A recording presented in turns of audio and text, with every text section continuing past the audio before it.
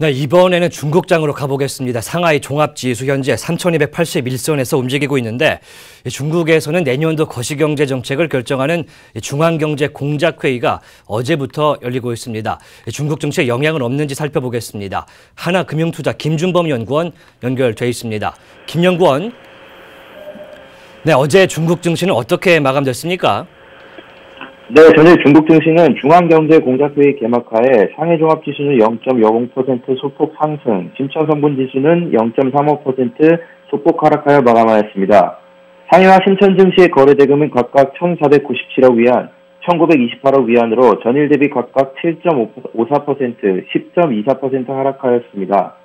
중국은 둔화된 경제지표 발표와 미 금리 인상에 맞춰 정책금리를 인상하는 여파로 증시 상승에 대한 모멘텀이 부진한 가운데 연말 차익 실현 물량까지 겹쳐 지속적으로 부진한 움직임을 보이고 있습니다.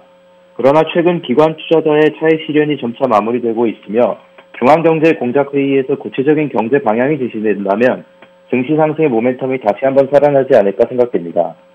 전일 후구통과 선구통 자금은 15.4억 위안, 4.4억 위안으로 전일에 비해 유입 자금이 늘어났으며 위안화 환율은 달러당 6.6162 위안으로 고시되며 전거래일 대비 0.07% 하락했습니다. 예, 이 어제 시장을 보자면 확인해야 될 특징적인 업종이라 종목을 좀 보고 싶습니다. 현재는 상하이 증시가 조금 오르고 있는데 좀 어떤 걸 봐야 될까요?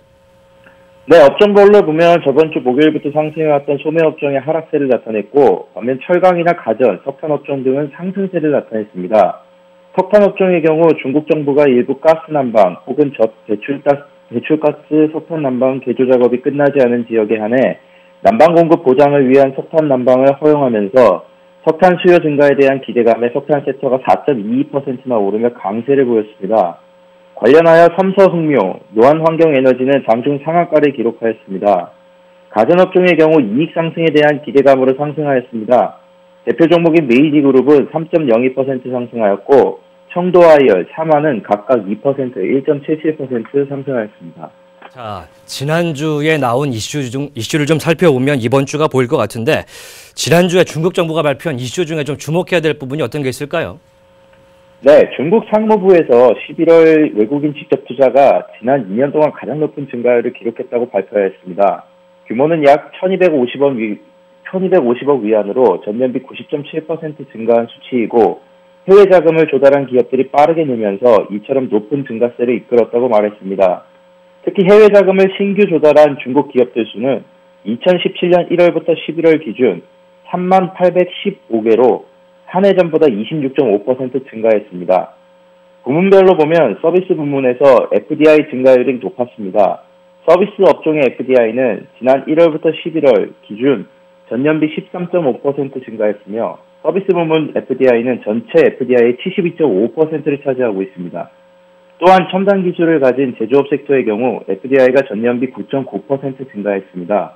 이렇게 FDI가 늘어나는 원인으로는 신생 기업 수가 늘어나면서 해외 자금 유입이 증가했으며 일부 대규모 프로젝트의 자금 집행, 정부의 해외 자금 유인 정책 등이 있다고 분석됩니다. 예, 이번에는 오늘 미국 증시에는 굉장히 산타 랠리를 좀 보여줬는데 중국 증시도 연말에 상승이 될지 주목이 되고 있습니다. 마지막으로 이번 주의 이슈 어떤 걸 주목해 봐야 될까요? 네, 이번 주에는 중국 중앙경제공작회의가 18일부터 20일 3일간 개최될 예정입니다. 중앙경제공작회의에서는 2018년 거시경제 정책 방향을 결정하는 정책들이 많이 나올 예정인데요. 특히 시진핑 2기 지도부가 출범한 첫 해로서 어떤 경제정책을 펼칠지 주목됩니다.